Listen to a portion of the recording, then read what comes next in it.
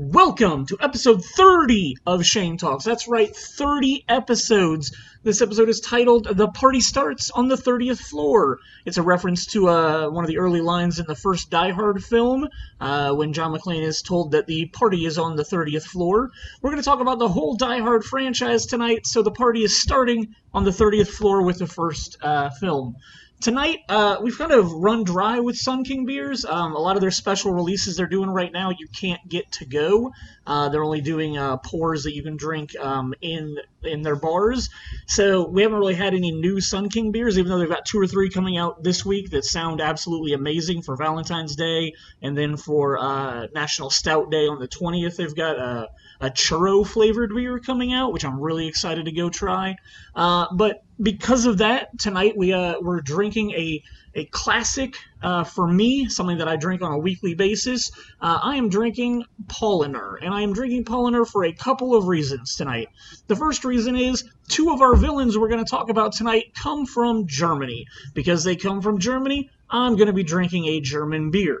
The other reason I'm talking about Germany and German stuff is because tomorrow, my German soccer club, Bayern Munich, they are going to be playing for their 6th trophy in 2020.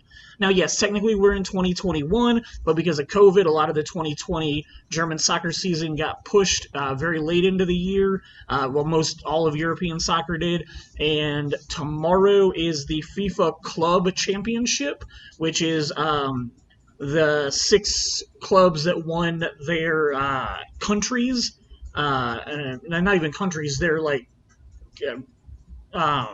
continents, essentially, because Bayern Munich is representing Europe in this competition, and they are playing against a Mexican team tomorrow who won the CONCACAF Cup, which is the North and South Americas all play each other and then whittle down in a bracket to a single winner.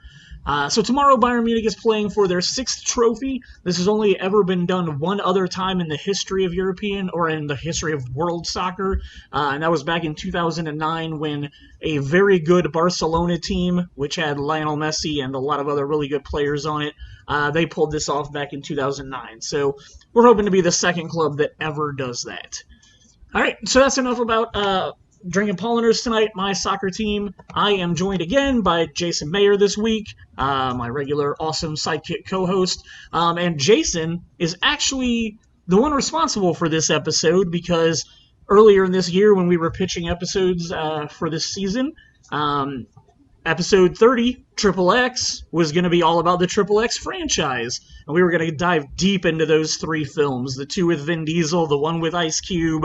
We were just going to talk about that franchise for as long as we could, all 3 movies of it. But then Jason put up a post, because he was not excited about talking about the Die Hard franchise. And he put up a post. I'm sorry, he wasn't excited about talking about the XXX franchise. He put up a post on Facebook about the Die Hard franchise, and as soon as I saw it and saw that people started commenting on it and talking about it, the first thing that came to my mind was, I'm pretty sure that Christmas party happened on the 30th floor. So since it happens on the 30th floor, that could be our 30th episode, because I have to have little weird tie-ins like that. And talked to Jason, and he said he'd much rather talk about the Die Hard franchise. So here we are today. Thank you, Jason. You're welcome.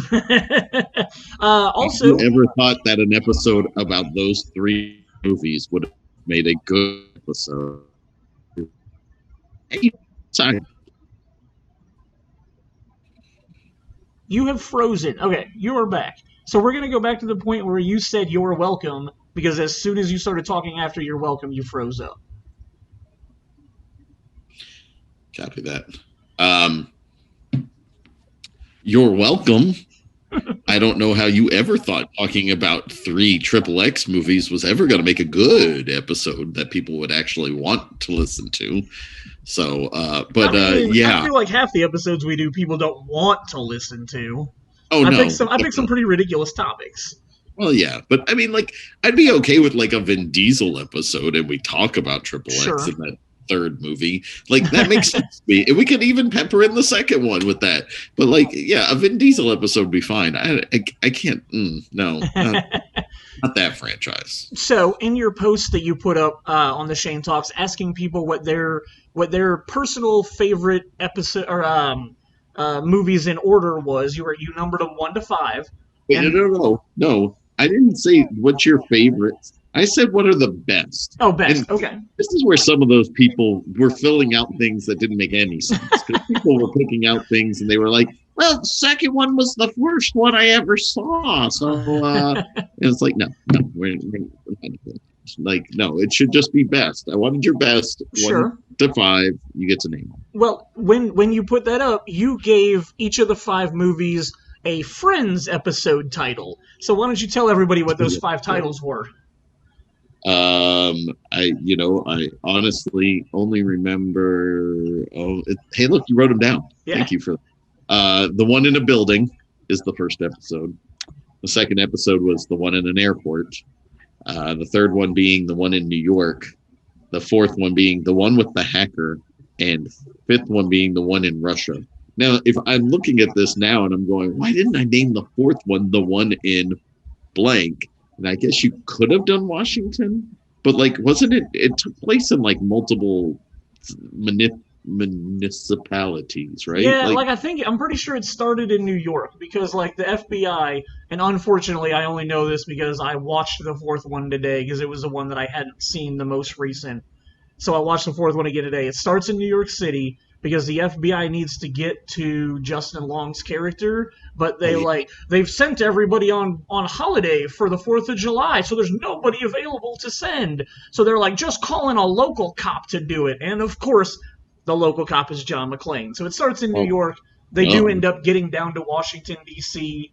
But yeah, Don't they go to Maryland at one point too? Yeah, that might be where Kevin Smith's character was, I think.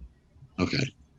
But yeah, so before we get into like deep diving into the movies, the other thing I want to mention is, have you watched the Movies That Made Us episode on Die Hard? I have. Yeah. Anybody that has Netflix, there's a series on there called The Movies That Made Us. So far, they've only got 6 movies on there. They've got 1 season that was 4, and then they did a holiday season that was Elf and The Nightmare Before Christmas. But then it's funny because the first 4 that they released, 2 of those are Christmas movies, because you have Die Hard and Home Alone in that bunch. If you haven't seen that, I highly recommend watching that for the Die Hard, if not for the Home Alone one also, because what they did, building an entire house in a school gymnasium, is pretty awesome to see them do that. But then for Die Hard, there's a lot of awesome behind the scenes stuff. Something that I didn't know was the fact that Frank Sinatra legally had the right to accept Die Hard first. Like, they were legally obligated to offer him the part because the book that Die Hard is based on is actually a sequel to a book that Frank Sinatra did. The Detective is the name of the book in the movie that Frank Sinatra did in like the 60s. Frank Sinatra bought the rights to the sequel from the author before the author ever even wrote the sequel book because he wanted to do another movie. So they like legally had to offer Frank Sinatra the movie before anybody else. So I had never known that. I thought that was a really cool tidbit. Well, not only that, but like when they had to offer it to him, he was like 60 years old. And it's like nowadays 60 is a little bit different than, 1980 60s. Yeah. So they kind of go into that story quite a bit, and I was very interested because that was all stuff that I never knew about the first Die Hard. Yep. So we're gonna start with the original, the best Die Hard there is, and that is the one that is the what did you call it? The one in a building. Yep. So it's the John McClane as the fish out of water character because he is a New York cop who is going out to Los Angeles to see his estranged wife and their children. We got Bruce Willis. This was Alan. Go ahead. Did you say for Christmas or at Christmas? Or at Christmas time. I don't think I said that, but it's at Christmas time. It's obviously starring Bruce Willis. It was Alan Rickman's first film that he ever did. And they had to convince him to do it. Yeah. Yeah, Yep. like they They kept coming back to him and he kept turning them down. he was doing a Broadway show at the time and just didn't have any interest in converting into act or like theater or stage. He didn't have any interest in converting into film acting from the stage. We got Reginald Johnson, and this was a year before Family Matters came out. So when I was reading trivia and stuff, I guess Reginald Johnson always said that he believed his role in this movie is what got him the Carl Winslow part. So I think that's pretty funny because as a kid, obviously I saw Family Matters before I saw this movie. I probably didn't see this movie till 92, 93, somewhere when I'm like 12 or 13. Yeah, I know. I was I'm so lucky. Like the fact that I got to see this in a movie theater, like when you were when I 5 was 7, or 8, 7, yeah, 7 or 8, yeah. it was before, yeah, because it wasn't. I don't think it was near Christmas time. I want to say it was the summer release. It was. It was late July, I believe. Okay, Like yeah, July 25th, I think it was its release date. yep, and yeah, Um. I saw it at the movie theater on Post on Oh, 4th nice. and Harrison. The one where your dad ran the theater for how many years? Dad and my brother Dave worked there for. They closed in like '94, so I want to say it's 7 years, 6 or 7 years that Nice. my dad worked there, and then David worked there. I want to say like 4 or 5 years or Awesome. something. And then you worked there off the clock as a little mayor boy, learning how to thread projectors and I didn't get sweep. to thread projectors. I was never allowed to do that. I Oh, because was it was allowed. reel to reel there. We had to hand. They had to inspect everything because they were a second run theater, being a movie theater on the army base. Mm-hmm. They were a second run theater, so they never got the nice prints. They got the leftover prints. And so my dad taught me how to. They had a spindle on each side, and you would load up an entire. You'd put a full reel on this side, and then you'd put an empty reel over here, and then you would have to thread it over, and then you would. There was a hand crank on this one. Oh, wow. And then you put on gloves. You put on like the film handling gloves, the white gloves, and then you would hold the film just gently, and you would sit there and hand crank. Ooh. And you would feel, and then you were feeling for any imperfections inside the film. So like Dad would come across parts where that's when I first ever touched film. That's when I first spliced film. So like my dad would get to a point where he felt like there were imperfections and he'd have to stop cranking, and then you'd back it up a little bit and you'd find it, and you'd have to look at it and determine whether or not it could go through the projector the way that it was, the shape that was in. And so, yeah, so like, and then if it wasn't, you had to cut the frames out, and you had to make sure you were cutting, only 4 frames out so that you were staying in. For anybody who doesn't know, 35 millimeter film, is 4 frames or 4 sprocket holes per frame. Each frame is 1/24th of a second. And so yeah, and the frame is like literally the box in which an image appears. And with older projectors, you had a shutter that would flash while that line was going through the lens. There was a shutter that would go at the exact same time as that line, so that line wouldn't show up on your movie screen while you were showing it, as long as everything was timed correctly. So yeah, you would just sit there and he would fill imperfections, cut out certain sections if he had to, and then and you literally had to, no matter when a film showed up, and a lot of times he would do that while he was also running a movie for he might be inspecting Friday's movie while he's showing a movie on Tuesday night or something. Wow. And so and that was the reel-to-reel system also. So you actually had to go to a projector every 18 to 20 minutes and look for the cigarette burn. If Shane could do it, it would be right up here. And but yeah, the cigarette burn up in the corner, and then he would have to press a button on the second projector that would turn that one on and start going while the first projector turned off, and it would like turn off this projector while this one was coming back on, and then vice versa for every reel change. So, I can't lie. I'm really happy I never had to deal with that system. Like, I think you're right, but I wish that I could have done it at least once. That would have been cool. But just the amount run of a theater. Yeah, Yeah. the amount of things that could have gone wrong at that point, like I'm glad I came in the next generation, the platter system, and everything was all good. Well, yeah, but if you think about it, right, like the platter system sounds great, Mm-hmm. but most of the time when you got scratches or something, it was because you threaded it wrong through the Sure. platter system. It wasn't because I you never threaded. threaded it wrong. Sure, never. I never caused it to scratch. Yeah, never. But like, I can't imagine how many times we were at Georgetown just sitting there going, okay, keep turning it. I Keep don't turning. count Georgetown because that wasn't. First of all, I wasn't a projectionist there. But when you give We were in, always the well, projectionist. when it's 2000 and what was it, 2008, and you give me equipment from 1975, like how do you expect me to run a building with 35-year-old plus equipment? Like, yeah, I don't count anything that happened at Georgetown. I Georgetown love was, the fact that you guys had that 5-tier platter system. yeah, that Platter. was the first time I'd ever seen that.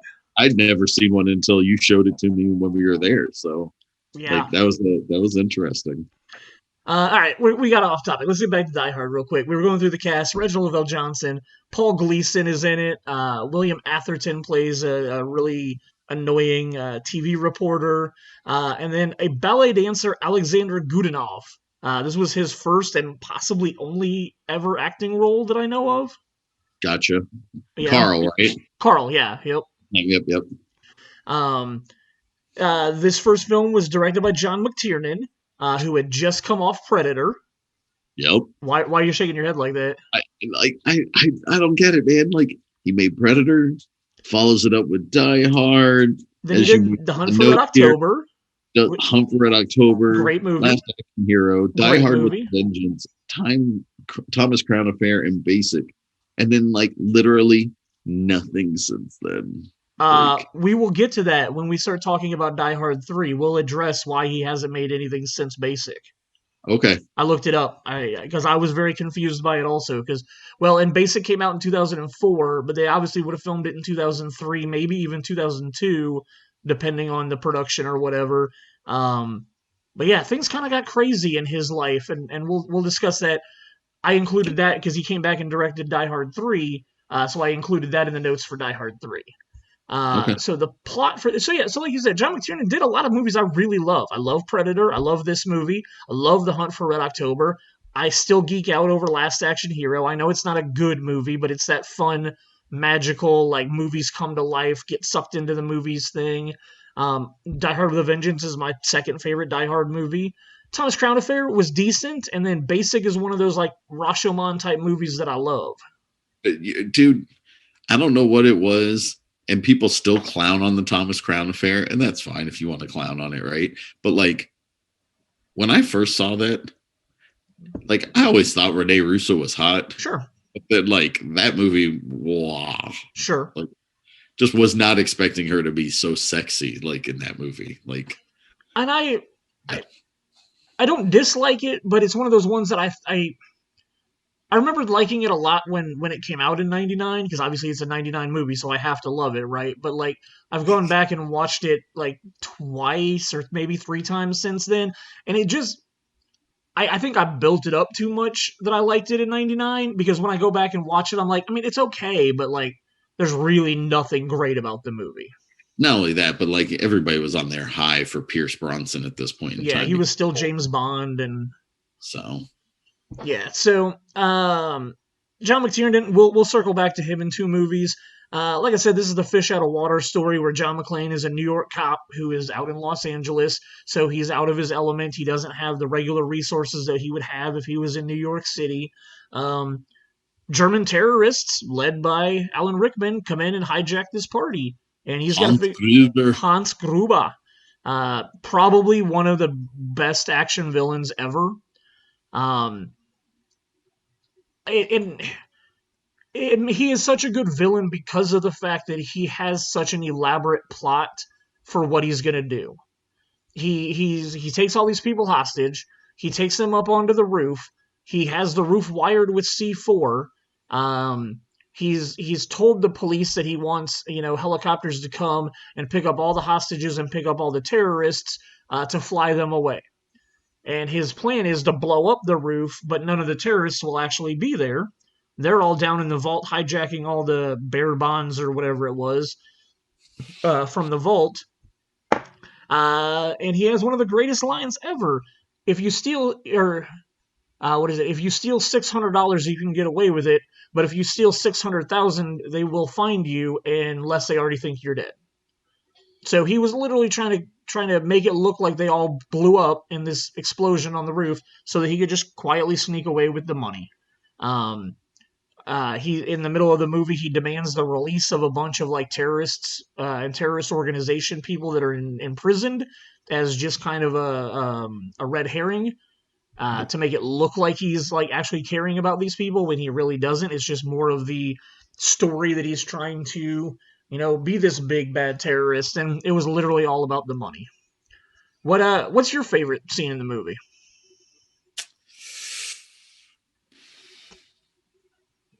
Man, there's so many good ones. There's right? A lot of good stuff.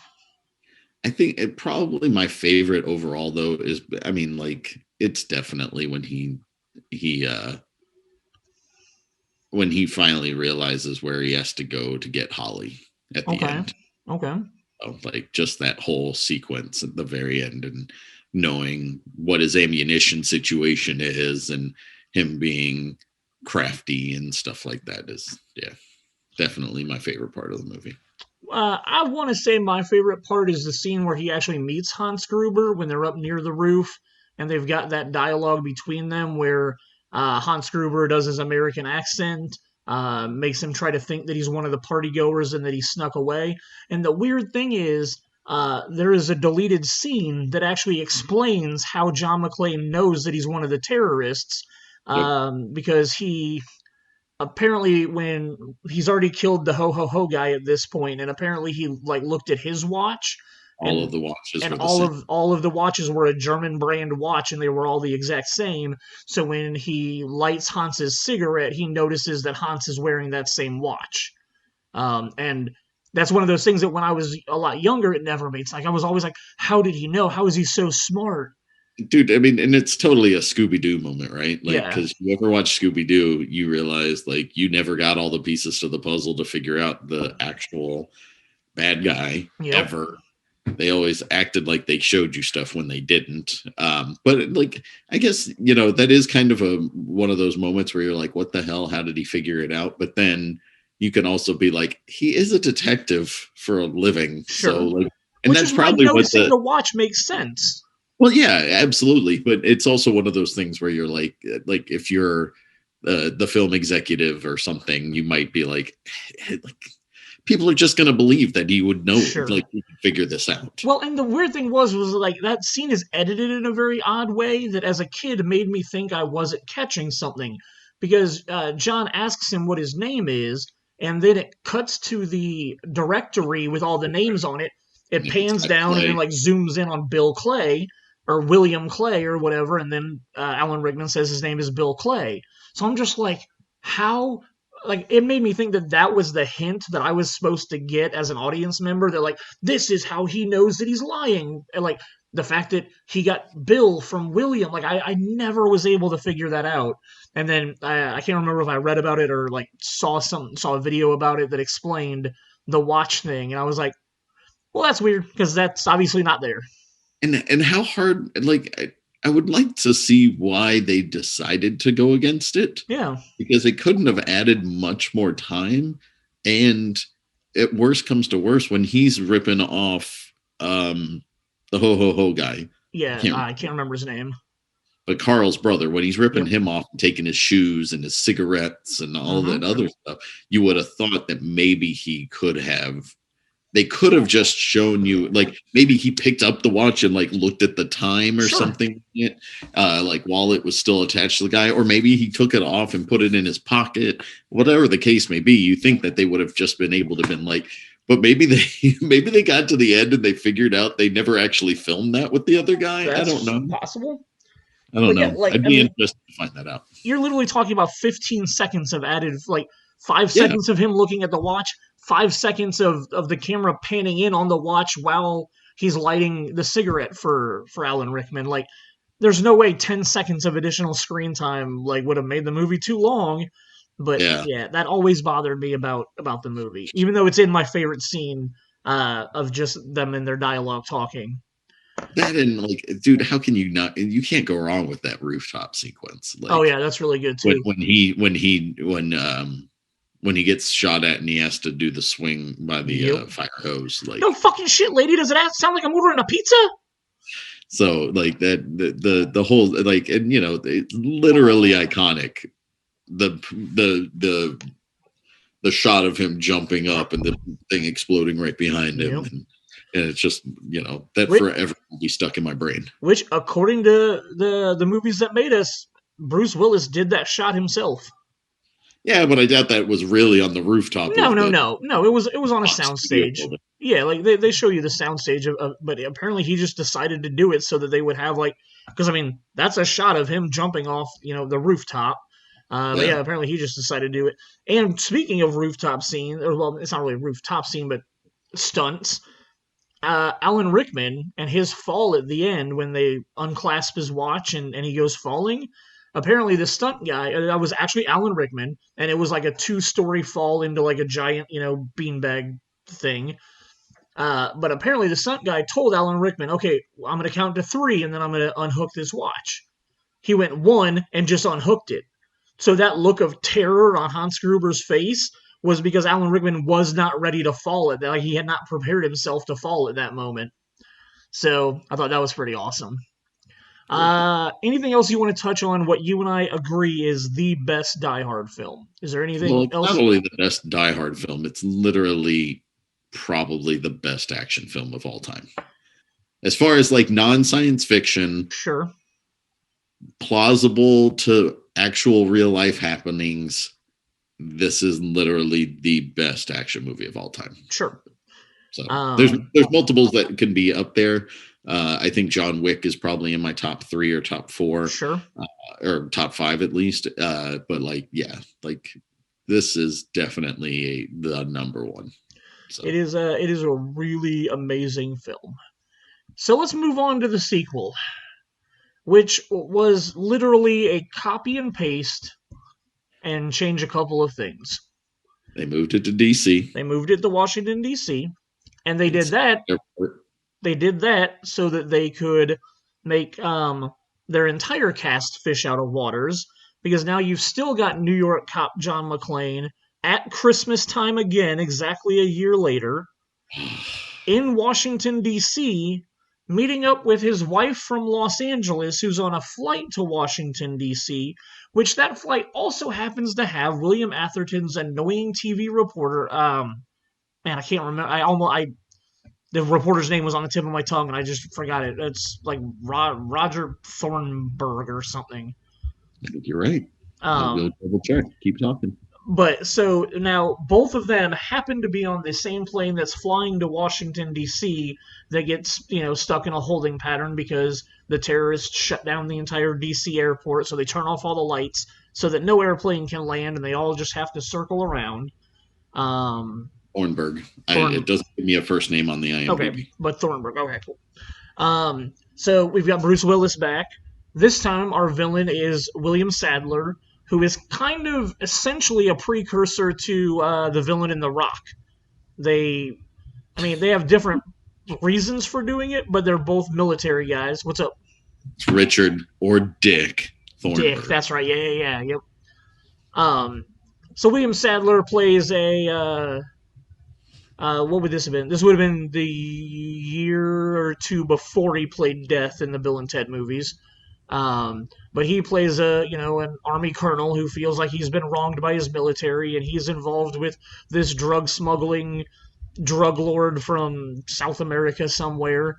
I don't really remember a whole lot of his backstory, to be honest, or how he got hooked up with this guy, or why he's trying to free him, or anything like that. Do you remember it all? What I remember about it is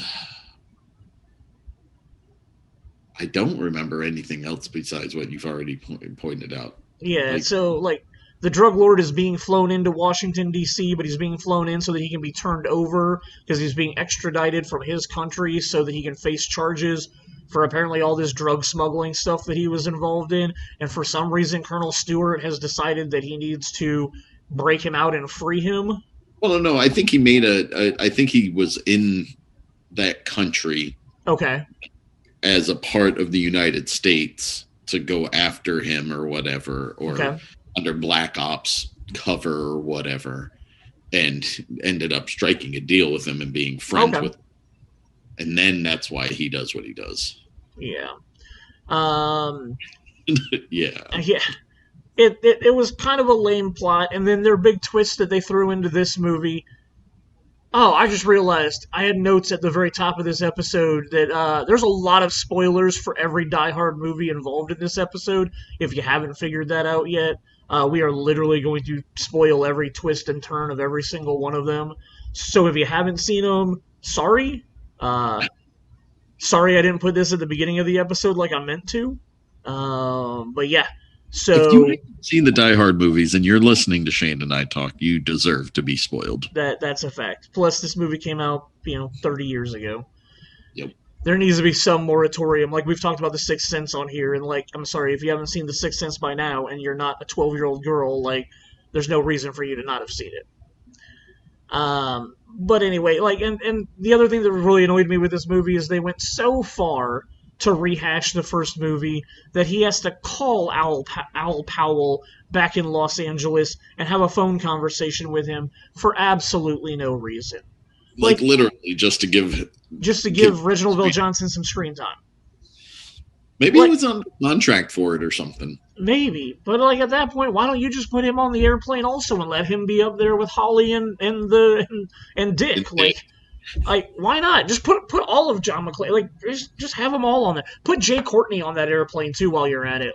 Just pull a Lucas and just put him and Mary Elizabeth Winstead on that airplane. Who cares how old they are? Yeah, that it was just this. I mean, they even had 2 years, so it's not even like they fast track rushed it and did it all in a year. This movie came out 2 years later. You had time to. Directed by. Directed by Renny Harlin, who's actually a really good action director in my opinion. But the only thing Renny Harlin had directed before this movie was A Nightmare on Elm Street 4. Which I love that movie. Do you really? As far as, and we should do an episode on Nightmare, maybe in October or something. But what's 4? 3 is Dream Warriors. I remember that one. What is 4? 4 was Dream. I can't remember what the 4th one was.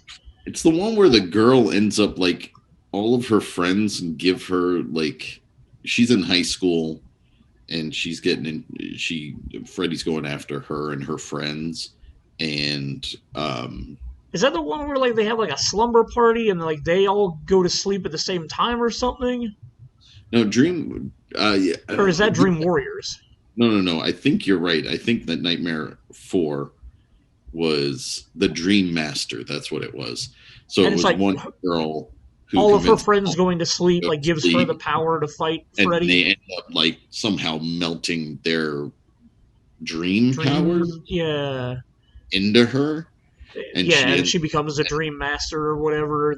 And she uses all of their powers to fight Freddy. That's right. I won't say love might be a strong term. Because I don't know if I love any of them except for the first one anyway. Sure. I liked the third one a lot. I didn't care for the second one, but Dream Warrior, I really enjoyed Heather Langenkamp being in it and helping the kids figure out how to fight Freddy. I like 1, 3, 4. 6 is Freddy's Dead, I think. Yeah. Sounds right, because 7's A New Nightmare, which I do like 7. I like 7. And 1, 3, and 7, Wes Craven wrote all of those. He didn't direct number 3, but he wrote it. So it was 1, 3, 7 he wrote, and the only one that I liked that he didn't have any hand in was 4. Nice. And after Die Hard, he went on to direct Cliffhanger, which is a cheesy Stallone action movie, but it's still funnish. A Long Kiss Goodnight, which is one of my favorite action movies. It's in my top 10 at least. I think it's a very well done movie. He was married to Gina Davis at that point. Yep. And then Deep Blue Sea, which... Oh, wait. He also did Cutthroat Island. Okay, good. And that was Gina Davis as well, right? Was she? Yep, Yep. being a pirate. Yeah. I did not end up remembering liking that movie very much. I think I've I only like ever seen it it's once. silly. It's not great. Who's the Frank? Oh God, who's the guy who played Skeletor? Frank Franklin Langella. Lala. Yeah, he's in it as like her bad uncle, and Uh, she's the captain of a ship, and at that point in time, Gina Davis was hot. So that's a fact. Uh, while I'm pouring this beer, why don't you talk about the three awesome henchmen that we had in this movie? Robert Patrick. Yep. Um, I don't know what I don't know what you consider awesome. So like, where where is this in your note? John Leguizamo. I forgot he was one of them. Yes. Yep. John And then Leguizamo?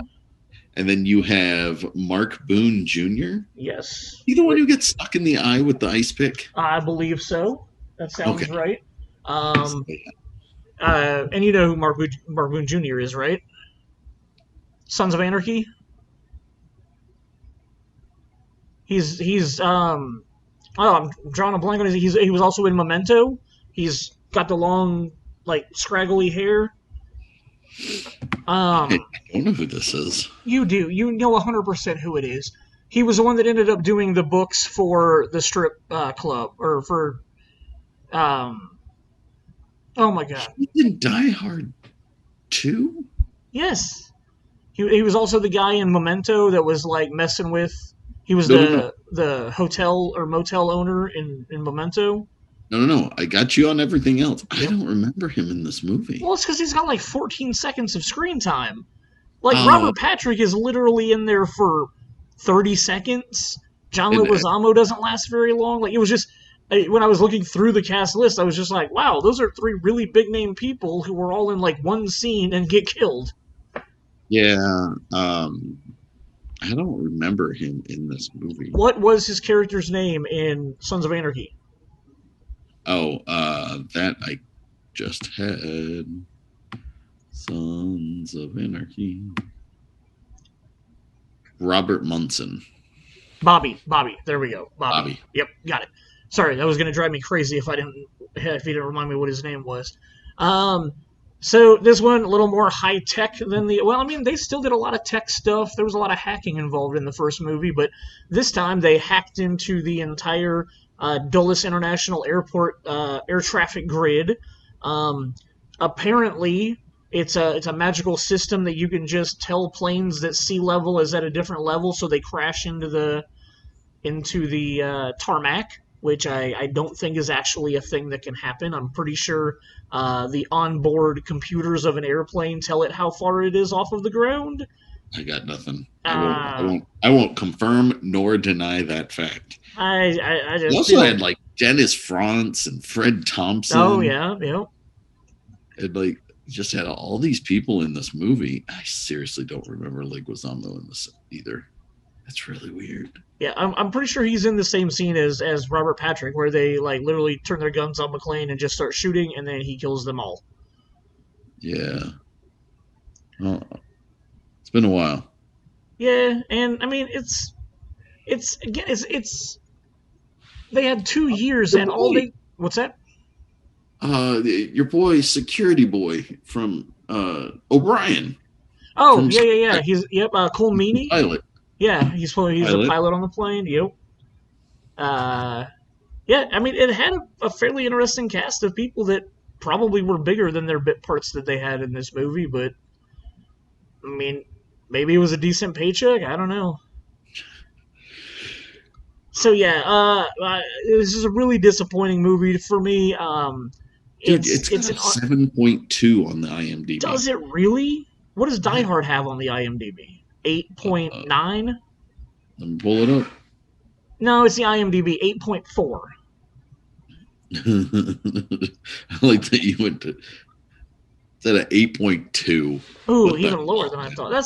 See, Die Hard is much better than an 8.2. I mean, it's definitely better than like. Yeah. Yeah. Last Boy Scout scores lower than Die Hard 2. What does? Last Boy Scout.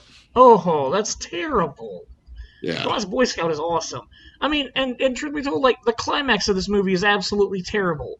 John McClane gets in the fight on the wing of an airplane while it's in motion, like chucks a guy into a Sure. engine turbine. Yeah. Then he ends up getting knocked off of the wing by Colonel Stewart, and then at some point during this fight, McClane had opened the fuel cell or something, so the Yeah, plane was he opened dripping the gas. emergency. He opened the emergency gas Gas thing. So release. when he gets knocked off the plane, he pulls out his beautiful Zippo lighter, yippee ki motherfuckers them, and drops his lighter onto the gasoline to then blow up the airplane. Hell yeah! Oh man, so garbage. But it's a good thing he blew up the plane because the explosion from blowing up the plane left a nice fire trail for all the airplanes to learn how to land. I am just not a fan of this movie. There's not much in this movie. The big twist being when John Amos and his special forces show up. You think that they're there to fight the terrorists, but then you learn about the like red versus blue tape on their magazines that let you know if they have blanks or real bullets in them. And that when McClane learns that, it leads to my favorite scene where he confronts Dennis Franz with the machine gun and starts shooting, and then he realizes that they're blanks. Little over dramatic, but I guess that's why I like it for the movie. My favorite part is that he does that, and all these cops who have guns on their hip don't even shoot. Like, Yep. because if somebody did that in a police station, In an airport? just any time, anywhere. If you had multiple people with guns on their hip that are loaded and ready to go, and somebody pulls out, I don't care if they're blanks or not, and start shooting at your captain or whatever. Yeah, there's no way in hell they don't pull their guns and shoot as quickly as possible. Thank God that they all knew that was John McClane. The bullets would have just bounced off of him. Anyway. Uh-oh. But yes, it was a really disappointing sequel in my opinion. Like, I don't hate it, but I don't like it, and that's why it falls in the middle for me of the five movies. Because what's that? We'll get to it. Yeah, we'll get there. All right, so we're then gonna go to 1995. They took 5 years off after that, thank God, to actually come up with an idea and a script and a plot that I find much more plausible and enjoyable.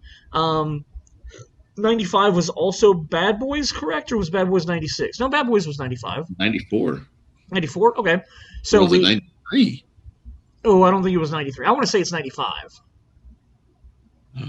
I know we were in high school.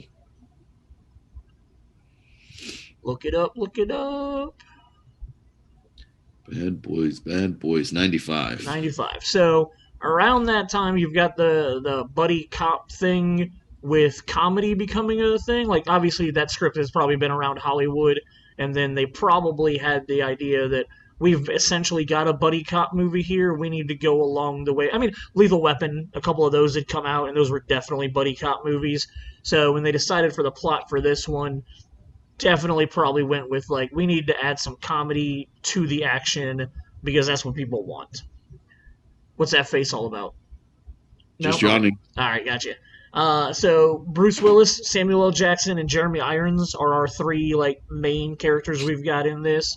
And Aldous Hodge from Leverage and The Invisible Man plays one of Zeus's nephews in the movie, which I think is awesome. Don't recognize him, but I mean, I recognize which one of the two he is, but like I wouldn't have recognized him and looked at him and been like, "That's Aldous Hodge." Yeah. But yeah, that's a dude that I have loved his career. Really, like I learned about him when he was on Leverage, and I've followed all the movies that he's done since then. And really think he's an amazing actor. Loved him in Straight Outta Compton. I thought he was awesome in there. Um, just a really good actor who actually comes back in a different role in the fifth Die Hard movie. So I don't know who likes him at 20th Century Fox, but he definitely got to come back. He should have been the same character. That would have been awesome. So Samuel L. Jackson plays Zeus, really fun character, and like I said, they went with the buddy cop aspect for this, which I enjoy and I like. And then Jeremy Irons comes in as Simon Gruber, Hans Gruber's brother, and I think this is why I like the movie. No, not because it's the two German bad guys, but that kind of helps. But Simon Gruber, I enjoy the fact that they connect it back to the first movie. You've got Simon Gruber, who creates all these riddles and puzzles and things that he makes John McClane do. He gets the whole NYPD involved in like trying to figure out these puzzles and all these things. Then he takes it another step when he admits that he has a bomb in a school, which turns out to be a ruse. Like, it's just to get all of the police to go to the, like, what is it, 160 schools or something that are on the island. So it's a ruse to get all of the cops to be involved in searching schools, so that he can just literally go rob a bank like his brother was going to do. Like, first two-thirds-ish of the movie, they have you building up thinking that this is all a revenge plot and him trying to get back at McClane, and it's all just a diversion so that he can go, rob the New York Stock Exchange. Is that what it was? I want to say no. It was like No. because it was the Federal gold. Reserve, yeah, like the Federal Reserve or something. So I enjoy that because I like the fact that is apparently just how the Gruber family works. They create really big ruses to make everybody think one thing while they actually have another plan. But even his ruse, I enjoy for the fact that he probably still got enjoyment out of going after the guy that killed his brother. So I really like the Simon Phoenix character in this movie. I consider this to be a much more... What's that? Hans Gruber? No, I said Simon Gruber. Simon Phoenix? Oh, shit. Simon Phoenix. My fault. Simon Gruber. I do like Simon Phoenix also, though. I can see where the Freudian slip happened. Who doesn't like Simon? I consider this a much more original plot than the sequel, so I feel like they took their time to actually develop something, doing all of the riddles and puzzles that Simon Gruber was giving them to do throughout the movie, how he ends up forcing them to work together, like when he sees Zeus save him in Harlem, he just decides that he's going to make them work together, and it's probably just to make John McClane's life a living hell while he's going through it. What is your favorite scene from this movie? The opening scene. When he has to wear the sandwich board in the middle of it. Okay. Yeah. It's one of those moments where you're just like, it literally...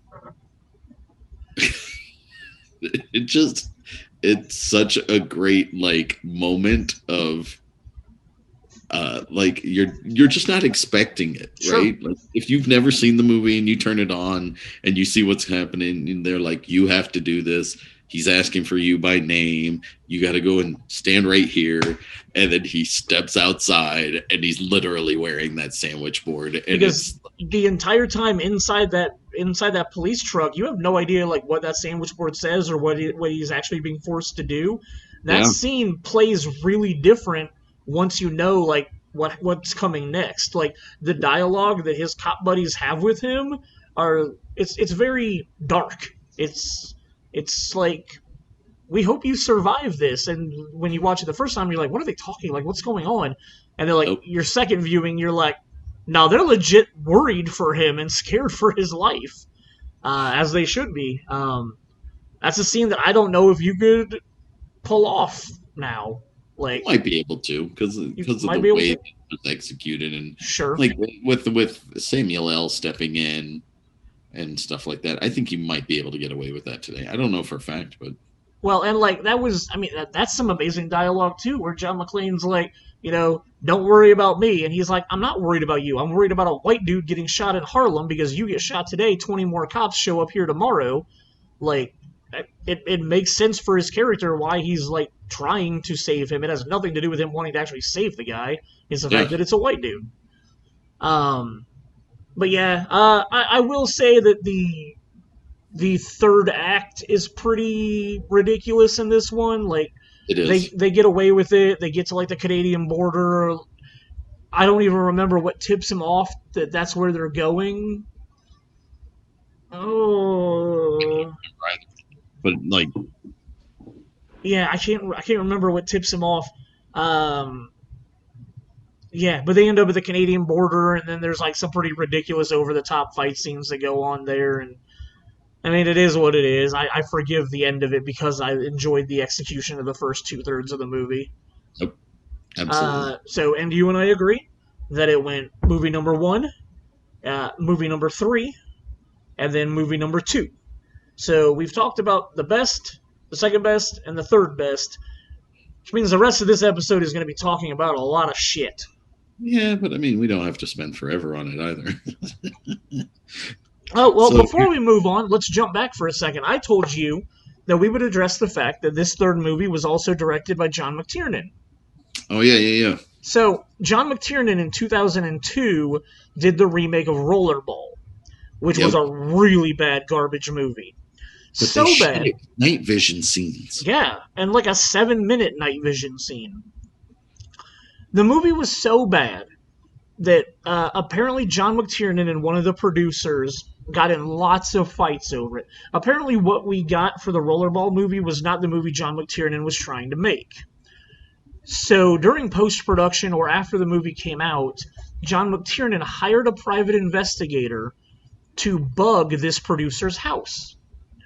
He was apparently trying to get information about this producer lying to John McTiernan and lying to the studio executives and basically... blackmail him. Well, not really to blackmail him, but to show that, like, neither one... Like, the communication between them, between the studio and John McTiernan, was going through this guy, and that he was sabotaging the entire movie. He was telling the studio one thing, telling John McTiernan another thing, like funneling money, basically railroading the production, and that's why it turned out to be as bad as it was. He was apparently lying to the studio about certain aspects of the movie and blaming it on McTiernan, or like telling McTiernan that the studio wouldn't let him do certain things that he'd never even talked to the studio about. So McTiernan hired this private investigator to bug this guy's house. How he did it, no idea. But apparently, McTiernan ended up getting some recordings and tried to use them to his benefit. And somehow this ended up getting to the FBI. So around 2004, like 2 years after Rollerball came out, he started getting questioned by the FBI. Apparently this... the private investigator like rolled over on him and like said, this is who hired me, this is what I did, this is what I gave him, and all this stuff. But John McTiernan kept denying it. So he eventually ended up getting 12 months in prison for lying to the FBI. It took 9 years for him to get convicted of this, because different judges kept throwing things out or saying that certain things weren't admissible, and so they'd have to retry him in a different court. And so he didn't actually end up serving any of this time until like 2014. So it took like 9 to 10 years of litigation going through multiple different courts. While he was in his 365 days he was supposed to do, he only did 328 of them. And then he did the last like 40-some days on house arrest, which at that point, like, what does it matter? Like, what do these last 40 days mean? Like, whatever. While he was incarcerated for those 328 days, he wrote a sequel to the Thomas Crown affair called, like, Thomas Crown and the Lioness or something like that, which he thought he was going to make into a movie, but literally, I mean, he was released at the end of 2014 from jail, hasn't done anything in 7 years now, or 6 years and plus now. I don't know if Hollywood won't touch him. I don't know. I know. Netflix. Come on, Netflix. I know he filed for bankruptcy while he was in prison, or maybe even before he went to prison. At some point during this fiasco, he filed for bankruptcy. He lost his like mansion ranch that he had because he had no money. So yeah, John McTiernan went on like a wild and crazy ride. Decided to lie about something. Like I don't know if it would have been better to tell the FBI, yeah, I did it, and just admit to it, or if it was better for him to do the year in jail for lying. I don't know which is harsher. But for some reason, he has not made any movies, well, since 2004 when he did Basic. But nobody's going to want to work with him if he's got people that record things. Yeah. So that was the wild and crazy ride that I read about John McTiernan this afternoon. It's absolutely crazy.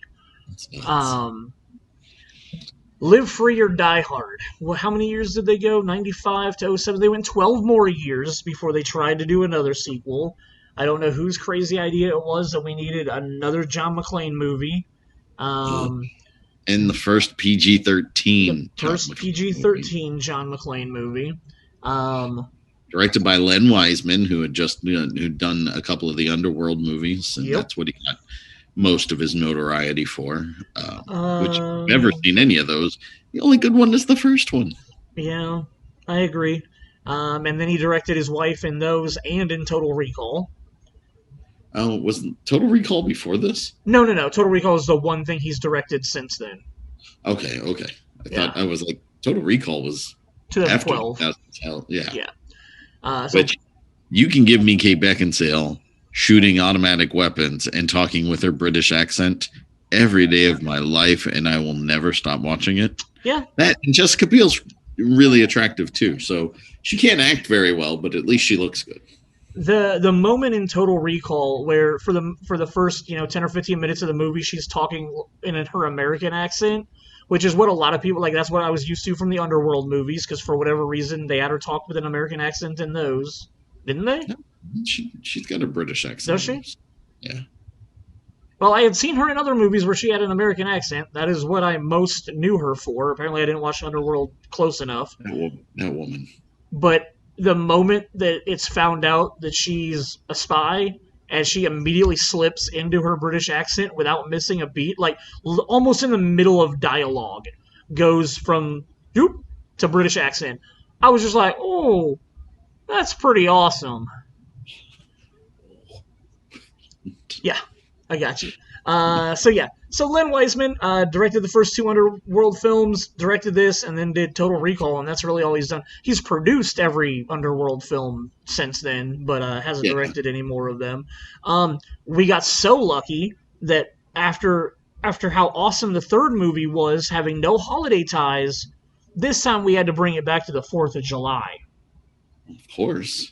I do believe it was a summer movie release, like the end of June, like June 30th or something, like right before July 4th. So, of course, they felt the need to tie it into the July 4th holiday. Well, and you got all these awesome actors. You got Kevin Smith and Justin Long and Mary Stewart. Mary Elizabeth Winstead. Maggie Q. Sung Kang. I don't know who that is. That's Han from the Fast and Furious franchise. Got it. And then you've got the always awesome, never dull Timothy Olyphant, which is the only saving grace for this movie. Timothy Olyphantastic. You get to look, huh? Timothy Olyphantastic. Yes.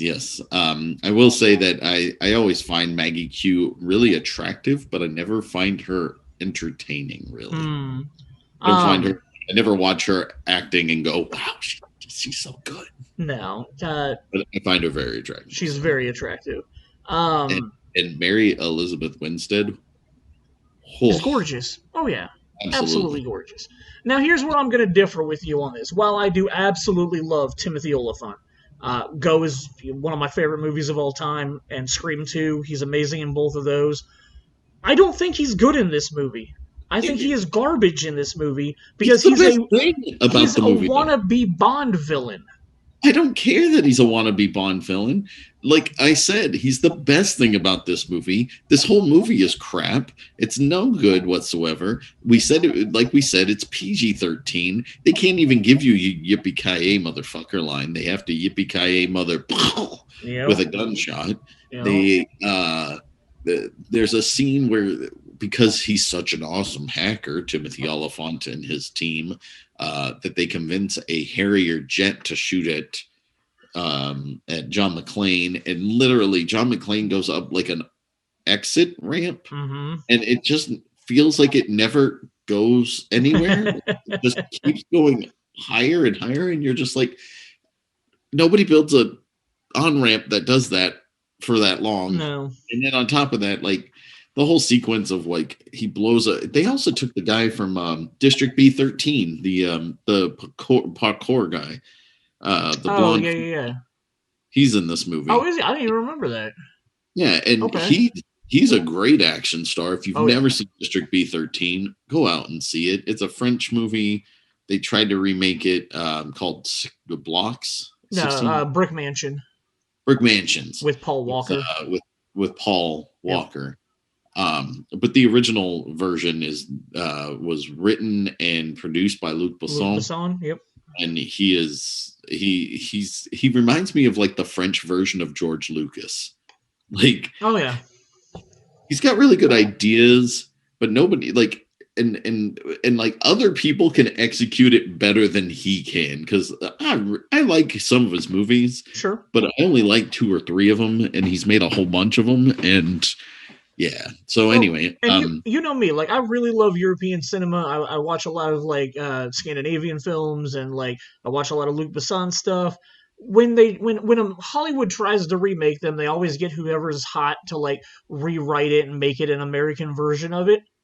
When they remake Luc Besson movies, they just pay Luc Besson to write the crappy American version of his own movie. Like, I don't understand, like, as an intellectual property that you have written, like Taxi or Brick Mansion, well, not Attack the District B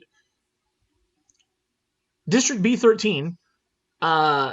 Like he was the writer on the American versions of those, and they're just so bad. Like, I don't understand how he could take his own intellectual property and rewrite it into garbage. which is weird because the Professional's fantastic. I Sure. don't like Leon as much as The Professional. We've talked about that in the past. Yep. Fifth Element is a really fun movie. It's not great, but it's fun. Sure. Um, But you've got and like La Femme Nikita that got remade as Point of No Return. which I actually like, the Point of No Return. Like, but I It's never saw okay. La Femme Nikita before I ever saw Point of No Return. So like, I don't dislike Point of No Return, but it's just like, personally, I consider it subpar, but it still was an okay remake. I like Cheche Cario a lot. so and Bridget Fonda was awesome in that movie. Yeah. Like, so The French one was just so like more graphic and like more mentally disturbing. I agree. But yeah, so you want to be Bond villain, and now you have we talked about how like the whole purpose of them, the reason why nobody can find out where Timothy Oliphant and his crew are is because they're in the back of an 18-wheeler. Yep. Always mobile. And they're always mobile. And then isn't that the truck that he steals and he's driving up the Yeah, that's the one that he's driving up, I think, while the Harrier jet or whatever it is shooting, like the jet that can just like float in air and not have to like worry about anything. That he ends up, I think he jumps out of the 18-wheeler to jump onto that jet at some point. Oh, dude. Yeah. Oh. And then he blows the helicopter by throwing a car at it. Oh. Like, and then we get the great line of, "You just blew up a helicopter with a car. I was out of bullets." Oh my god. Oh. Dude, like, so here he is driving this taxi cab as fast as he can to this booth so it'll change the trajectory of the car so it'll go up in the air and blow up this helicopter. And so he's probably doing like 60, 70 miles an hour towards this thing that he's going to smash into, and he just jumps out the car and he rolls and he slams into a parked vehicle and he's okay. Like, this, they literally started making Die Hard after this fourth one and the fifth one. They started making him superhuman.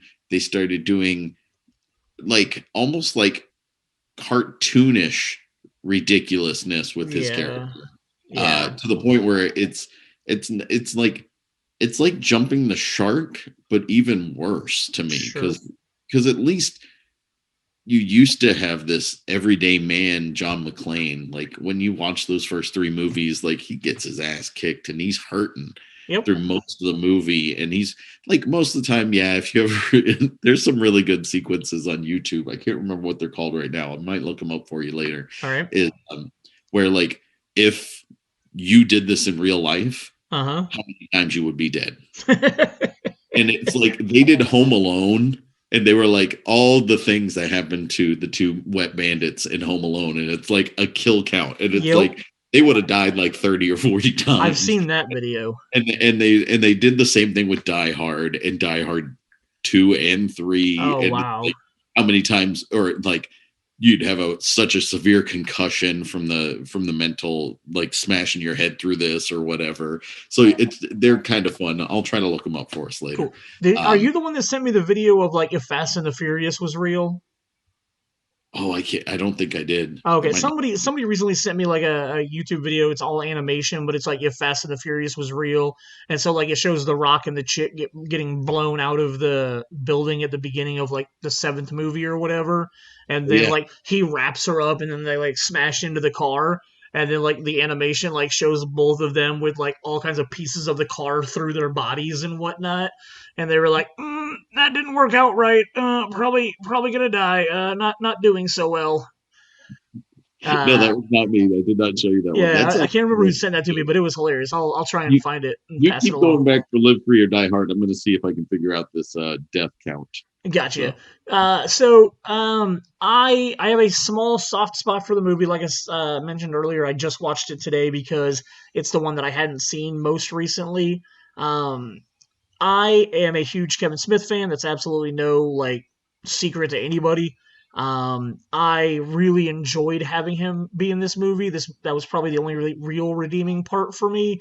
And it's just because he plays such a neurotic character that I believed him as a hacker. I believed him as the dude that lived in his mom's basement, that had this whole computer set up, that was like paranoid about everything. And while it's very hard to not see Kevin Smith in that role, or I mean, it's like when you look at that role, it's hard to not see Kevin Smith being Kevin Smith.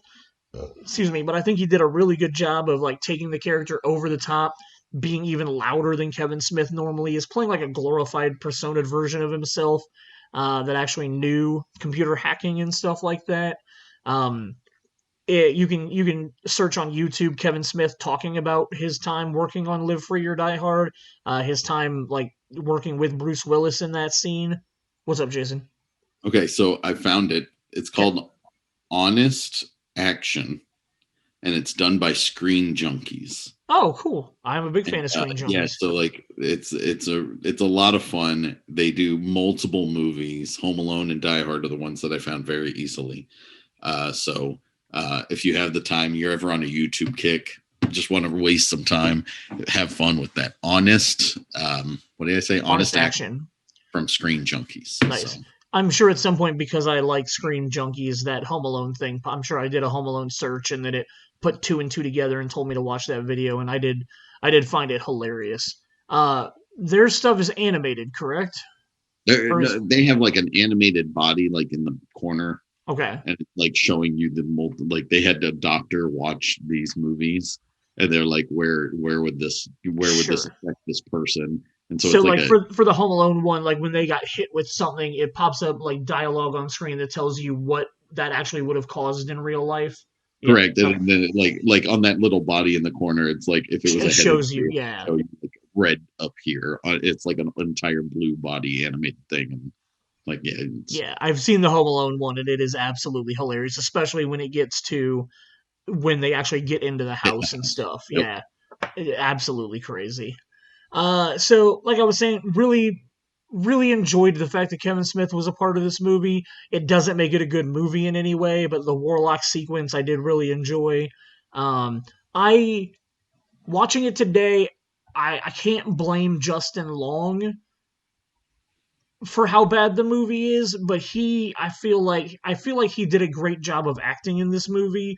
And I know it's like a garbage like wannabe action movie, but I felt like every time that he delivered his hacker dialogue or acted like, this is what's going on, like this is why you guys should listen to me, I felt like he actually brought something to his character. Most of the other characters are pretty one-dimensional in this movie. There's not really a lot of, I mean, Thomas Gabriel is not a badly acted character. It's just a very poorly constructed villain. Like, absolutely. If Timothy Olyphant was cast as a different villain in this movie, and the villain had a better plan, I probably would have really liked this movie more. But that's just guessing. But they wasted a lot of talent. Were you in Massachusetts when this came out? Did you watch this with me? I don't think so. Nah, I was only in Massachusetts in 2006. Okay. Yeah, Okay. I was in Massachusetts this summer of '06 to a Maybe couple of. David came to see this with me. I remember somebody coming with Letha and I to watch this movie. Yeah, So I don't. I'm pretty sure I was still back in the Midwest when this came out, but I don't remember where. But yeah, so they eventually find out that Thomas Gabriel worked for the government. They eventually find out that he wrote hacker stuff while he was with the government, and basically, when certain things happened, everybody's credit and financial information got downloaded to this server that he designed. So, of course, he does all the things that make it so that everybody's information gets downloaded there so that he can go steal it from there. and all the prep Um, he was doing was just to scare everybody to so they scare wouldn't pay everybody. Yep. attention. Because he knew that like certain things had to happen in order for this information dump to happen to the one site. So he was basically creating a bunch of panic and ridiculousness and doing stupid stuff as his ruse, because every diehard villain has to have a ruse. And of course, John McClane is the cop. Because I mean, we haven't even addressed this fact yet. Thomas Gabriel is in Washington D.C. His people are eliminating all of these hackers that they've hired to do all this hacking for them. His people end up in New York City, showing up at Justin Long's apartment at the exact same moment that John McClane is called by his bosses, because the FBI has sent all of their people on vacation. They have nobody to escort this kid, hacker, down to Washington, D.C. So let's just call a local NYPD cop to come do it for us. And that cop just happens to be John McClane, who just Oh, happens to show up at Justin Long's apartment at the exact moment that these terrorists are trying to kill him. And that starts off their relationship, where they then go on the run from Thomas Gabriel's people on their way to travel back down to Washington, D.C. Which, yeah, there's a lot going on in this movie, is pretty much garbage. There, John McClane gets to be the hero in the end, because during one of the end battles, he gets shot in the shoulder. So he's obviously got a bullet hole wound that goes through his shoulder. So when Thomas Gabriel grabs him and tries to hold him hostage, all Bruce Willis does is take his gun, put it through his own shoulder to shoot and kill Thomas Gabriel behind him. Wow. What a climactic ending there, where you're shooting through yourself to kill the bad guy. But yeah. that's how tough John McClane is. He can take 2 bullets through his shoulder. And then he's perfectly fine to go to Russia. Yeah, I don't know how much time passed. It was another 6 years in real time before we got to A Good Day to Die Hard, which has an absolutely terrible cast of people. Uh, Uh, how Jay Courtney, don't get me wrong, you know what's weird is I what's don't up? mind him as an actor. Really? I thought you hated him. I just find him annoying, and he just keeps picking the wrong movies. Like he's always this little bitch in all these movies, and I always feel like I don't know, like I feel like he could probably do some acting if he could ever get the opportunity to do some real acting, but he never does. I don't The know. only movie I've ever not hated him in that I can think of off the top of my head was Suicide Squad. I didn't mind him in Terminator when he played Reese. Oh, yeah, But I mean, yeah, like that whole movie's blah anyway. So looking for a bright spot, it was kind of easy to see yeah. him as the bright spot. He So wasn't terrible in that movie. But this is the movie that we got all this Hodge back. He played one of the military dudes in this movie. I don't really remember where he is at in the movie, but I remember being excited to see him and see him back. Cole Hauser is in this movie. That's one of our other big names that we've got. There was a lot of European actors in this one, people that I didn't recognize from anything. they probably had to film it all in Europe, in Russia and Europe, just so that they could actually make the movie. Sure. Mary Elizabeth Winstead is back for an opening scene where she gets to play his daughter again. She I drops was him off gonna at the say airport. Yeah. just really quick at the beginning. I thought. Yep. And then I think they get on the phone with her at the end after they survive. I think you're Maybe, right. I think they call her or something. I can't remember, but I feel like a minute or two of her at the beginning of the movie dropping him off at the airport, and then I feel like there's like a phone call or something at the very end of the movie.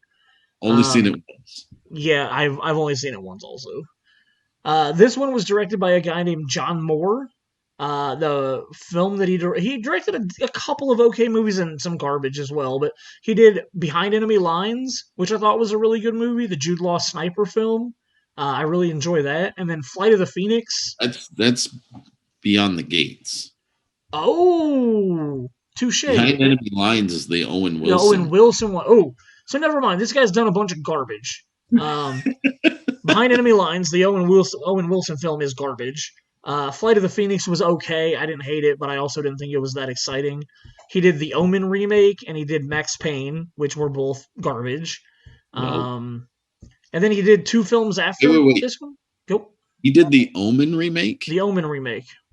And you don't love this man? No. Why would I love this? What's in the Omen remake that I should love? Julia Stiles, obviously. Like, oh, was she really? Maybe I need to give that movie another go. The mom. She's the main character. Maybe I need to be watching The Omen tomorrow. I didn't realize that. Apparently, that couldn't even save this movie for me. Oh, man, that movie is so bad. It's terrible. It was dumb, and I literally didn't remember Julia Stiles was in it. But now I might give it another go. Mom. She's the mom. You don't need to give it another go. No, I don't really. Yeah. He did two films after this that I've never heard of. I don't know if you're looking them up, but yeah, I've never heard of them. Never heard of them. So, once again, we decide to go to the John McClane is the fish out of water storyline. And John McClane goes off to Russia because he finds out that his son is in jail in Russia. But what he doesn't know is that his son works for the CIA, maybe? Yeah, I think it was the CIA. Yeah, I think he works for the CIA. And he's undercover. And he's trying to infiltrate some Russian mafia mob boss guy. And he's friends with some of the people that work for this Russian mob boss mafia guy. And he's this close to getting one of them to turn on his boss. And then they get arrested. And then while they're in prison, he convinces this guy to go against his Russian mob boss guy. But before he can get all the answers he needs from this guy, they get taken to, like, in front of a judge to, like, get their initial, like, pre-trial stuff or whatever. And at that moment, the Russian mob boss guy decides to blow up the courtroom. And somehow a hole gets blown in the wall of the courtroom so that Jay Courtney and his little buddy can sneak out this wall. And then John McClane just happens to be sitting outside this courthouse in a vehicle when his son runs into the street and runs into the front of his car. Because that's how convenient John McClane's life is. He's always in the right place / wrong place at the right / wrong time. Do we even need to talk about the rest of this movie? There's literally a point in time where there's so many bad guys who keep running into the exact... Like, John McClane has a machine gun. He's pointing it in one direction, and all of these bad guys just keep running right into his machine gun line of fire. Like, it makes... like, and not like he's going like this. He's not sweeping. No, he's literally just going in one spot, and these bad guys just keep funneling right in front of him. And it's one of those moments where it hurts my brain as a moviegoer, as a fan of film, that somebody can't even come up with a good reason as to why they have to funnel towards him, or the fact that he should be picking and choosing his spots and having to change direction to try and save his son. This movie's so bad on so many levels, on every level. It literally becomes like they should have just called the movie like Jumping from Safe House to Safe House. Like, they go to one safe house, but then bad guys show up. So this one's not safe. What's that? They've been compromised. Yeah. So we got to go to a different safe house, and then bad guys show up there. So we got to go to this other safe house. And then we get to a safe house, and we've got friends that we've been working with these guys for the last couple of years. Like, we can trust these guys. Well, no, you can't, because it turns out that the chick that you've got the hots for in this movie, like, she's the daughter of this, like, Russian mob boss guy, and she's been undercover infiltrating you guys. And then they narrowly escape her and her henchmen, only to find out that suddenly everybody finds out the location of where this, like, flash drive is that's supposed to have all this, like, damning information on it or whatever. So they go to this location where supposedly the safe deposit box is or whatever for this In Chernobyl. in Chernobyl. Turns out there's no information against the bad guy. This was just all another ruse, and what we have here is a bomb shelter, a Chernobyl vault that has $1 billion worth of uranium in it. And that's what they were after this entire time, was finding the location of this bomb vault where somebody made up the lie that there was a flash drive there or something. Like, oh my god, dude, this movie is just stupid. And then it doesn't even end there. While they're there, then all of a sudden there's more fights and battles and helicopters shooting at, the vault with uranium in it. And why wouldn't you? And then at one point, when she runs out of bullets, because apparently this movie decided to take helicopters that seriously, that eventually they run out of bullets. So she then decides to fly her helicopter into the airplane hangar or whatever that the McClanes were in. I don't even think. I thought it was like a hotel or something. Oh yeah, okay. I thought it was just some like giant building that like. Yeah, I thought it was like a hotel. So anyway, she decides to fly her helicopter into that, and just instead of admitting defeat and going back to, I don't know, pull a Simon Gruber on them, she just decides she's going to kill herself instead. And the McClanes basically just walk out of the building all fine, and, no big deal. Yeah, this movie was pretty much garbage. Booty garbage. I can't think of any redeeming factor about the entire movie. I remember there being a really hot woman on a motorcycle at one point. I think it's the girl who flies the helicopter, maybe. Gotcha. But yeah, because for a little while they try to make you think she's on the good guy's side. Yeah, she's in a cat suit and she's riding a motorcycle, and then she it was in the trailer too. Mm-hmm. Or she gets off this motorcycle and then she unzips and she's wearing a bikini or something that she has to get. She takes off the cat suit to get into a different outfit or something. Gotcha. They made it a point to be like, I'm going to shoot your chesticles while you're taking this off, because that's not, anything but what horny 17 to 25-year-olds want to see in a movie. So those are the 5 movies. The 2 good ones, 1 okay one, and 2 pieces of garbage. So you and I, Steve Wilhammer and Dave Sibley, all got the order correct. All of us said number 1's the best, number 3 is the second best, number 2 is in the middle, and then 4 and then 5 round out these. And the problem is 4 and 5 are basically interchangeable because they're both terrible. But I can at least find a little bit of enjoyment with Timothy Olyphant and Kevin Smith and Justin Long in that third movie. They at least did an attempt at this terrible screenplay that they had to work with. My friend Nick Hall had a little bit different take. 1 and 3 he has the same as us, but then he has 4 and 2 switched. And I didn't see any justification for why he liked 4 more than 2. Well, so does Eric. You're right. I'm sorry. Eric and Nick and Eric. Nick and Eric both had 4 before 2. Again, neither one of them gave justification. I can only assume that they just hated how much number 2 was a rehash of the first movie, and at least number 4 did something a little bit different. But 5 is garbage. Our friend Snow was the most confusing one. Well, not really, I guess, but he put the third film, Die Hard with a Vengeance, as his favorite, followed by the original. And I just have trouble with that. I just don't see number 3. Number 3 has a lot of really good qualities to it.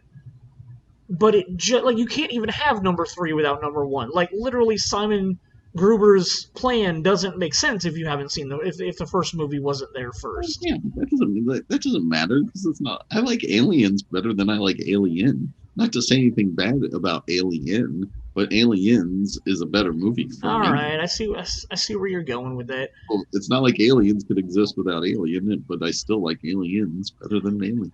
So I totally get it. I think one of the reasons he marked down was because of Zeus, right? Yeah. He just Samuel L. that much in that movie, and that's fine. And that I makes don't, sense. I don't personally see how anybody would like one less than three Right. on a personal level. But I mean, like, if that's what you like, I mean, you also got to think about when Snow probably saw that. Maybe it was around the same time Bad Boys came out. Maybe he saw three before he ever saw one. Um, so like, yeah, so you have the possibility of him being it might be like that childhood memory of seeing the third one first, and he thought Sure. that was better. Because But then, that's what your friend Michael Barsky does. Like well, he hold on. would. Go ahead. First, I want to say that Snow's back half is 425, like Nick and Eric. So for some reason, he liked 4 better than 2 also, which that's got to be the Kevin Smith, Justin Long, Timothy Oliphant thing. Like those Yeah, are the only redeemable things about 4, and I just personally can't. I don't think it's a good plot of a movie that acting by 3 people that I like can make it better than the second movie. totally Like agree. the plot of the second movie, despite being a rehash of the first one, is still a far better plot in my opinion than the hacker plot with the wannabe Bond villain. Like I just can't get behind that as a good plot for a movie. I think I wrote Mike Obarski's down wrong on our script. I think his comment was 1, 2, 3. I thought he was 2, 3, Was 1. he? Did I copy that down right? Well, I I wrote that I can't be mad about him saying 1, 2, 3 are all that matter if it's 3, 2, 1 because Well, no. He said he doesn't care about 4 or 5, and that right. was so. But I'm pretty sure. Let's pull up Shane Talks here. Like for some reason when I was writing the script, I thought it was 1, 2, 3 like in the order they came out, and I couldn't be upset with his logic of the order they were released. They got progressively worse, even though I really enjoy 3. All right, here we go. What is his exact comment? Let me pull it up.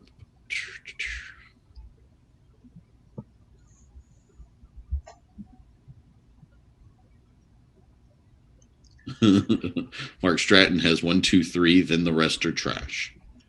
Can't complain with him having that apparent. Oh, how did? Awkward. I'm glad you brought that up because I apparently forgot to include Mark's on my list. Chris Schneider is 3, 1, 2, 4, 5, and it, like 3, 1, 2, 4, 5, 3, 1, 2. and Chris even said, I said, I don't know how you can call how you do this, and he says it's a personal thing. I know in the overall, number 1 is superior, but 3 is I have a sentimental connection to. Okay. But and I can't argue that. There's plenty of movies that I have sentimental connections to that I rank higher than anybody else does. But if you asked me what my favorite Star Wars movie is compared to the best Star Wars movie, my favorite is always A New Hope, but the best movie is Empire Strikes Back. Like, I'm willing to make that distinction. And so, like, my question to everybody was rank the Die Hard series from best to worst. Okay. Using only 1 through 5. So, I feel like more people took that as a personal favorites 1 through 5 instead of actually logically thinking about which ones were the best to worst. Yes. I think people just put it in their preferential order. Michael Barsky has 2, 3, then 1. Okay, well, what? I am very upset at that. Then I don't know what. And then he responded that 4 and 5 are unbreakable sequels, which he is totally right because that's pretty funny. John McClane's a complete superhero in those movies. He says 2 is not a good movie, just the one that I had on VHS first and watched constantly. So once again, going for a personal preference over the best one. So. So Shiloh, I have him down doing 1, 2, 3, 4, 5. Which is really acceptable. Yeah, that's fine. Like they progressively got worse, but again, personally, I think the third one was far better. Yoder has 1, 3 as his first ones. Totally fine with that. Then he goes 4, 2.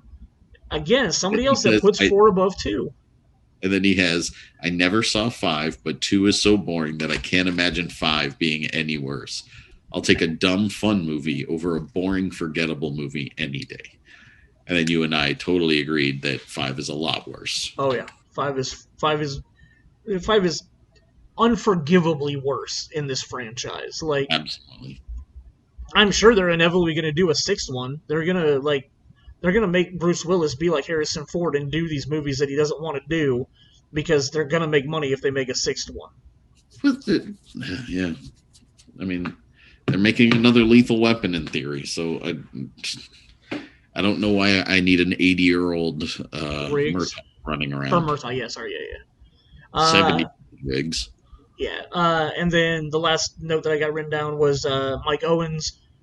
Big Mike put 1, 2, 3, 4, 5, which, again, I'm fine with that also, but personally, I just think 3 is far superior to 2. Yeah. And you know, if you're going off of personal preference compared to best, I can see where some people have these ideas, but for the most part, sure. Like, as far as best, sorry, you and I are right. Everybody else is wrong. Yep. Us and Steve Wilhammer and Dave Sibley, we win the award for being right about putting the Die Hard movies in order of best quality, best script, best execution, best-ish acting as you can get from an action movie. Yeah, it goes 1, 3, 2, 4, 5 for the Die Hard franchise. Well, that wraps up everything I got to talk about for the Die Hard franchise. Do you got anything else? No.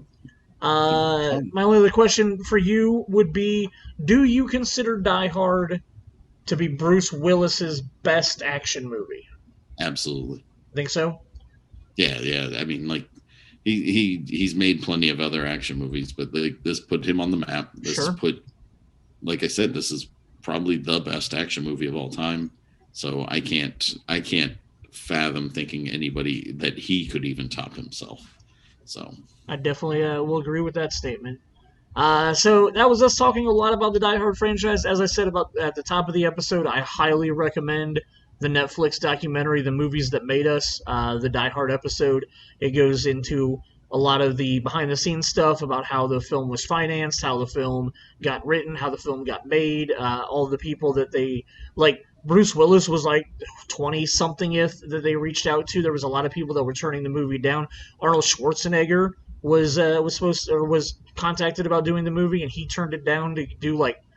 oh, crap, what was it? It was a comedy that he turned it down for.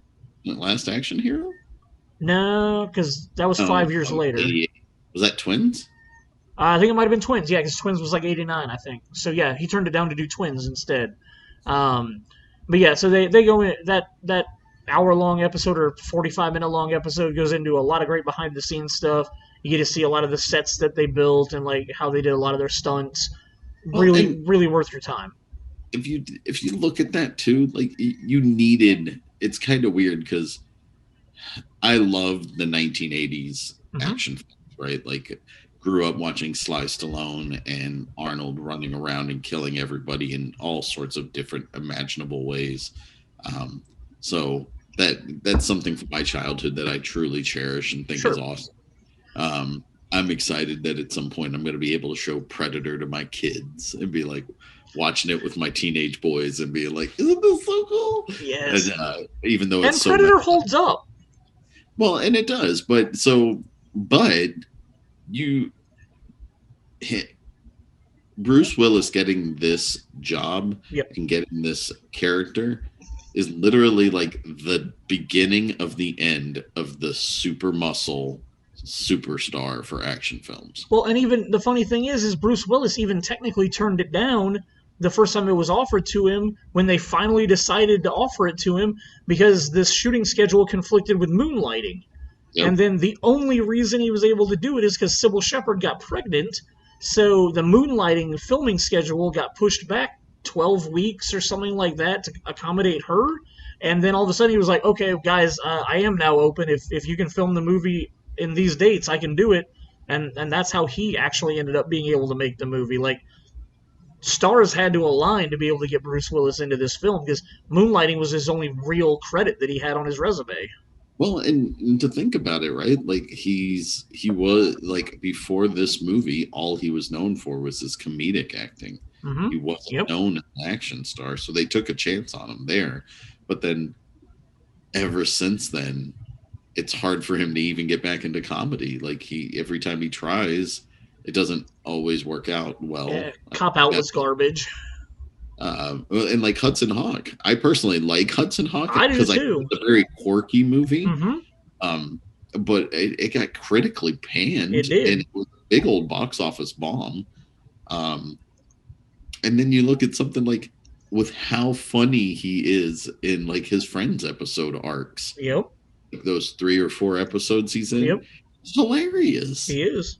funny, and he's got good timing. And it's one of those things where it's really weird how quickly Hollywood can be like, oh, you can't do this anymore, or you can't do that anymore, or you're never allowed to do this because all we know of you is an action star or Sure. a comedic star or whatever. So, Well, and it was really weird because here in the late 80s, when they did the first Die Hard, that was the point where Stallone and Schwarzenegger were all looking to do comedies. absolutely, like yeah, they were trying to get out of the action sequence. Yep. I mean, that's when we got stuff like Kindergarten Cop, and Stop or My Mom Will Shoot, and Last Action Hero, and like all these things where they were in Twins, like you said, like Stallone and Schwarzenegger were like early 90s. They were trying to do all these fairly bad comedies. Some of them are enjoyable to an extent, but they're not Oscar. If you've never seen Oscar, take the time to watch Oscar.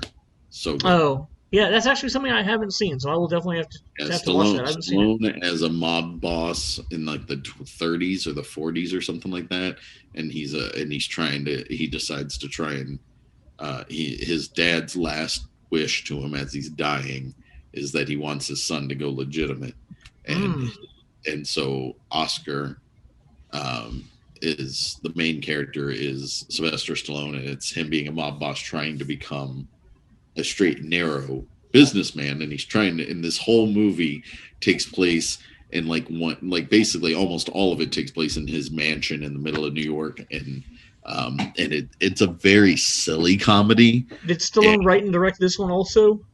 I think he wrote it. I don't know if he directed it. But like Marissa Tomei's in it, and like there's a ton of people. Chaz Palminteri's in it. Oh, nice. I remember Chaz Palminteri being in.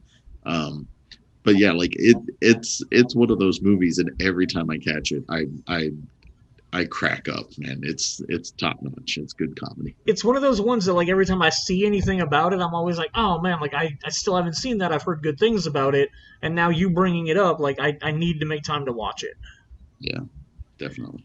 So yeah, would you, based on Die Hard and his other action movies, would you say Bruce Willis is the top action hero? No. No? Who would you put that category Arnold. to? Arnold? Always.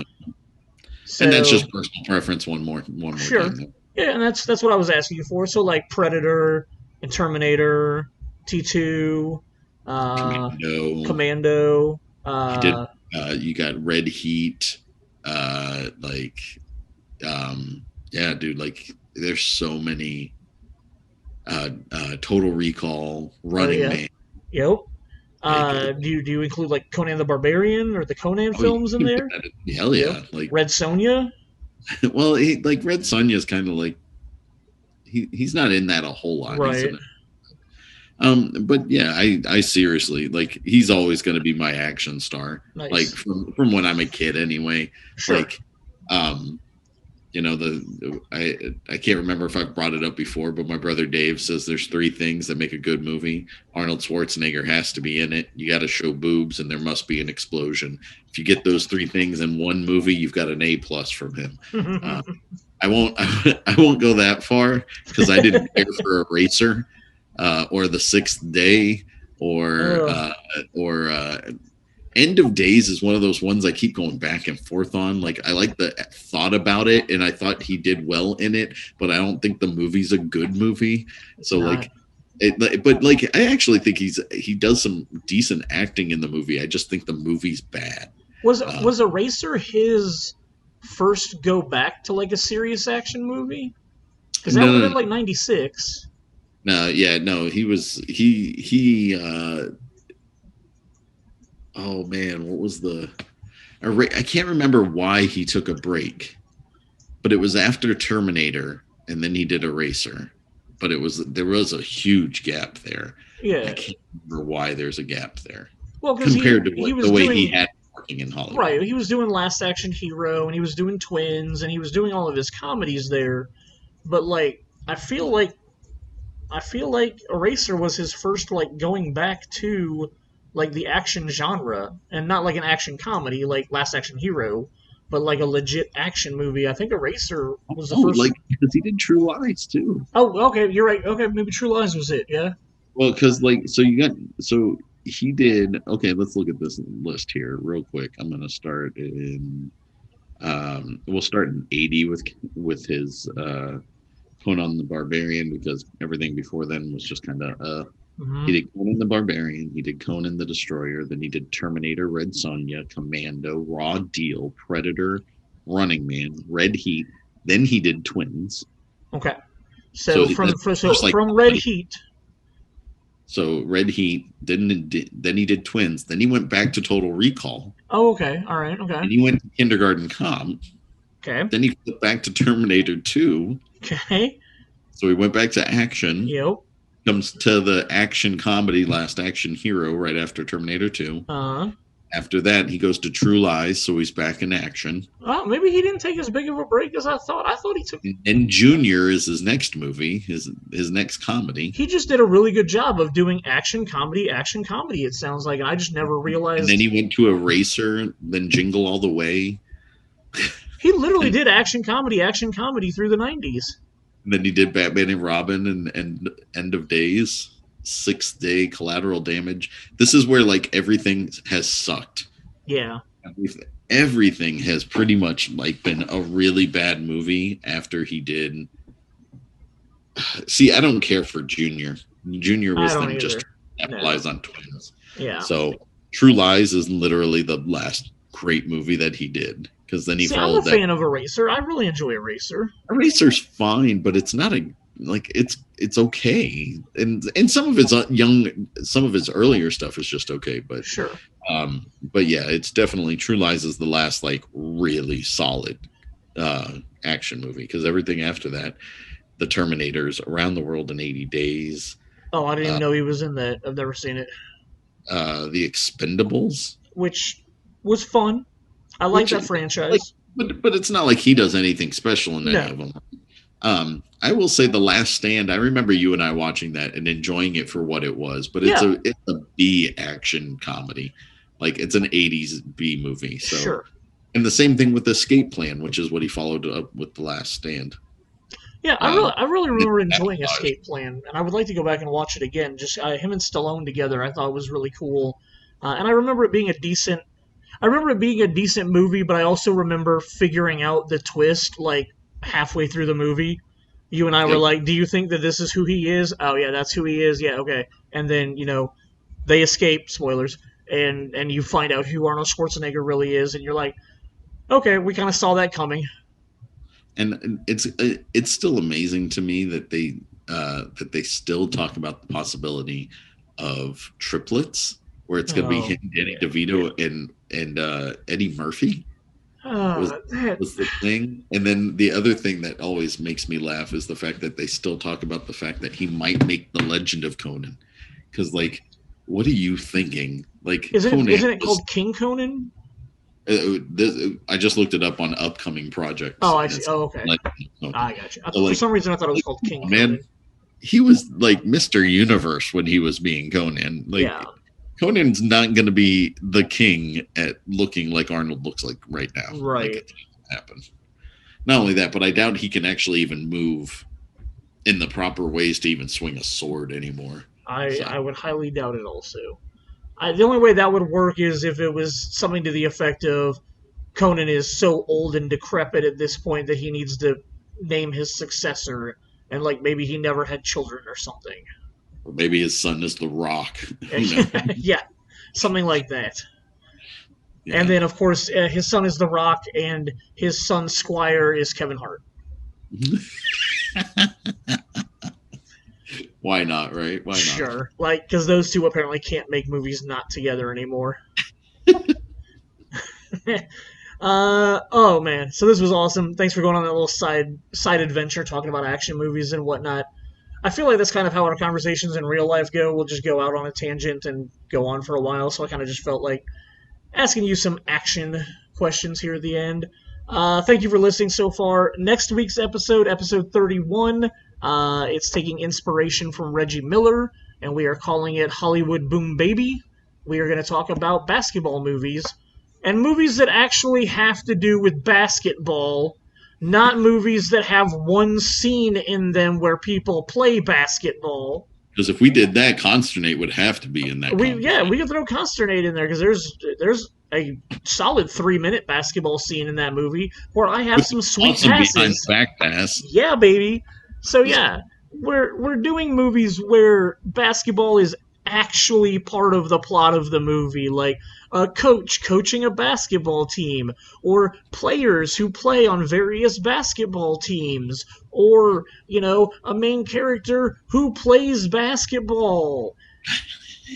Not, there's this one basketball scene at the end of Grown Ups, so we totally need to talk about all of Grown Ups that has nothing to do with basketball until they get to this final basketball game they're going to play. Like that was a pretty stressful day when I put that post up, and 40-some people started listing off movies that had one basketball scene and thinking that it needed to be included.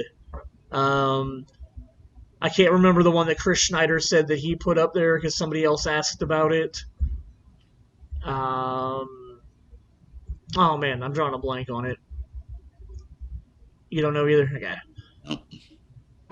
So anyway, we're going to talk about basketball movies, things like The Way Back that I really love, or Love and Basketball, which is probably my favorite basketball movie ever. We'll touch a little bit on some documentaries. There's some Jordan documentaries, The Last Dance documentary. There's a documentary called The Heart of the Game that we might talk about. But what I'm really looking for is what basketball movies, plots do you care about? Things like Hoosiers or Space Jam, or like movies that actually deal with the sport of basketball and not just a basketball scene. Because we'd have to include Along Came Polly if one basketball scene mattered in a movie, because that's like a super memorable basketball scene. Yeah. Philip Seymour Hoffman going right up on Ben Stiller. So anyway. Don't worry about it. It's not Ben. It wasn't. It was the guys, him and Ben Stiller's playing with Philip Seymour Hoffman. Oh, gotcha. It was a different guy. Shows you how well I know Along Came Polly. So next week's episode is going to be about basketball movies. We'll probably either do the top 10, maybe some honorable mentions with that, but there's 30 or 35 movies on the poll right now for people to poll on, or vote on the poll. And so next week's basketball, and then we're going to have to figure out where we go from there. We are supposed to do a co-podcast episode sometime here soon coming up. My buddy Jeff does a music podcast. So we've been talking and trying to do a collaborative podcast episode that him and two of his friends, the two people that he does his podcast with, are going to be on here with Jason and I and our mutual friend Nick Joy, who knows Jeff. And we're going to talk about soundtracks. We felt like a music podcast and a mainly movies podcast getting together, we should talk about some of our favorite soundtracks. I'm hoping to put that together to be episode 32, but I can't guarantee that it's going to work out that way. Still waiting to get schedules all figured out and whatnot, but that should be coming up sometime in the next couple weeks. And then Jason and I are kicking around some other ideas, and we'll figure out we'll put out a game plan here pretty soon. But next week, talking about basketball, and we should have a good time. So thank you guys for listening this week. See you guys soon.